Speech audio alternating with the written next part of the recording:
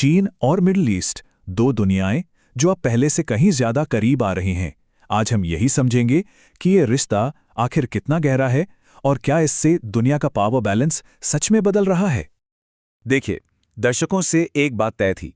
जब भी middle east में शांति की बात होती थी तो सिर्फ एक ही देश का नाम सामने आता था, अमेरिका। वही इस पूरे इलाके का एक तरह से मुख्य कर्ता धरता था। लेकिन फिर मार्च 2023 में कुछ ऐसा हुआ जिसकी शायद किसी ने उम्मीद नहीं की थी। दो सबसे बड़े दुश्मन सऊदी अरब और ईरान अचानक एक मेज पर आ गए। और जानते हैं ये डील किसने करवाई? चीन ने। बस इसी एक घटना ने पूरी दुनिया को सोचने पर मजबूर कर दिया कि क्या क्या दुनिया के नियम अब बदल रहे हैं। तो चलिए सबसे पहले इसी बात को समझते हैं कि इस पूरी कहानी में चीन एक नए शांति दूत के तौर पर कैसे उभरा। यह सिर्फ कोई आम बैठक नहीं थी। जब चीन ने सऊदी अरब और ईरान जैसे कट्टर दुश्मनों के बीच समझौता करवाया तो ये एक बहुत बड़ा सिग्नल था, एक संकेत कि ग्लोबल पॉलिटिक्स में कुछ बहुत बड़ा बदल रहा है।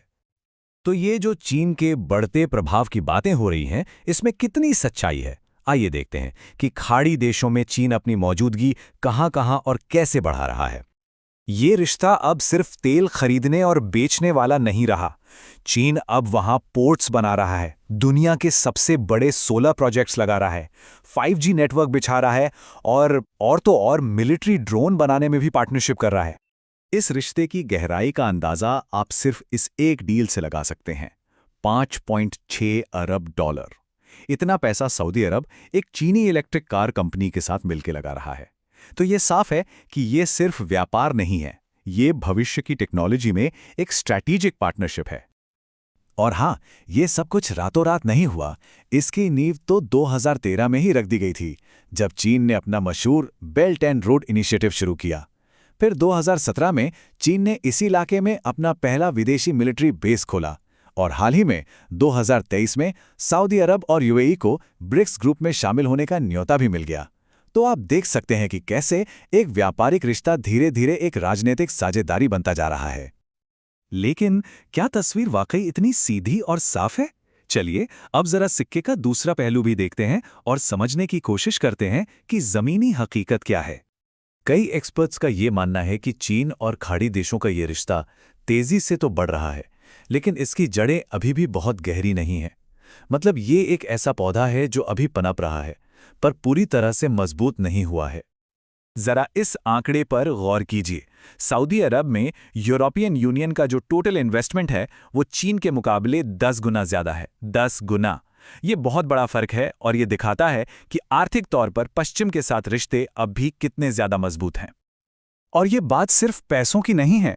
जब सऊदी के लोगों से पूछा गया कि अगर उन्हें विदेश में बसना हो तो वो कहाँ जाएंगे, तो 62% से ज्यादा लोगों ने अमेरिका या यूरोप का नाम लिया। चीन को सिर्फ 7% लोगों ने चुना। ये दिखाता है कि कल्चरली लोग आज भी पश्चिम से ज्यादा जुड़ाव महसूस करते हैं। और जब बात आती है कि मुश्किल वक्त में किसके साथ खड़ा होना है, तो तस्वीर और भी ज्यादा साफ हो जाती है। अगर चुनना ही पड़े तो 50% से ज्यादा सऊदी लोग अमेरिका का खेमा चुनेंगे। इससे पता चलता है कि राजनीतिक रूप से वो आज भी अमेरिका को ही एक ज्यादा भरोसेमंद साथी मानते हैं। तो अगर चीन अभी तक अमेरिका की जगह नहीं ले पाया है, तो फिर असली कहानी क्या है? असल में पर्दे के पीछे कुछ बड़ी ताकतें काम कर रही हैं, जो इस पूरे खेल को ही बदल रही हैं। इस बदलाव को समझने के लिए हमें मिडिल पावर्स यानी मध्य शक्तियों के कॉन्सेप्ट को समझना होगा। सऊदी अरब और यूएई जैसे देश अब सुपर पावर तो नहीं है, लेकिन इतने ताकतवर जरूर हैं कि वो अपनी विदेश नीति खुद तय करना चाहते हैं। वो अब अमेरिका या चीन के पीछे पीछे नहीं चलना चाहते। इस पूरे बदलाव के पीछे 3 बड़ी वजह हैं। पहली, एनर्जी। अब दुनिया में तेल का सबसे बड़ा खरीदार पश्चिम नहीं बल्कि एशिया है। दूसरी वजह यह है कि अब दुनिया सिर्फ एक सुपर पावर यानी अमेरिका के इर्द गिर्द नहीं घूमती।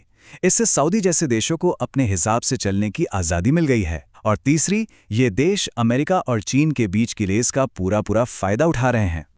देखिए, पहले की डील बहुत सीधी थी। खाड़ी देश दुनिया को तेल देंगे और बदले में अमेरिका उनकी सुरक्षा की गारंटी लेगा। लेकिन अब उनका सबसे बड़ा तेल खरीदार ही एशिया बन गया है, तो जाहिर है वो पुरानी डील अब कमजोर पड़ गई है। तो इन सब का पश्चिम यानी वेस्टर्न देशों के लिए क्या मतलब है? चलिए अब आखिरी हिस्से पर आते हैं।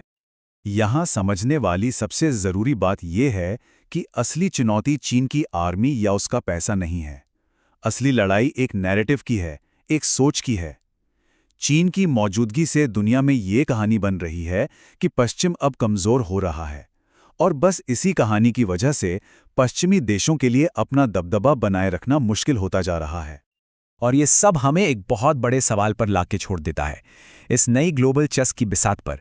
क्या सऊदी अरब और यूएई जैसी मिडिल पावर्स हमेशा के लिए अमेरिका और चीन दोनों को साथ पाएंगी, या फिर एक दिन ऐसा आएगा जब उन्हें किसी एक तरफ चुनना ही पड़ेगा?